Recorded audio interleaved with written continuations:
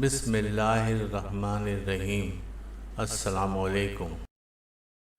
سلطان محمود غزنوی رات کے وقت گشت پر تھے اور ایک تندور کے پاس کسی شخص کو سویا ہوا دیکھا تو اس کو اٹھا کر پوچھا کہ وہ کون ہے۔ جواب میں اس شخص نے بتایا کہ وہ غریب مزدور ہے، دن بھر مزدوری کرتا ہے اور رات کو اس تندور کے پاس ہی سو جاتا ہے۔ سلطان نے پوچھا کہ اس سردی میں اس کی رات کیسے گزرتی ہے؟ تو اس مزدور نے جواب میں جو کہا اس نے سلطان کو ہلا کے رکھ دیا۔ مزدور نے کہا، جناب، نصف رات آپ کے انداز میں گزرتی ہے اور بقیہ نصف آپ سے زیادہ اچھے انداز میں گزارتا ہوں۔ سلطان نے بڑی حیرت سے پوچھا، وہ کیسے؟ مزدور نے جواب دیا کہ جب تک تندور گرم رہتا ہے تو میں آپ کے جیسی نیند سے لطف اندوز ہوتا ہوں،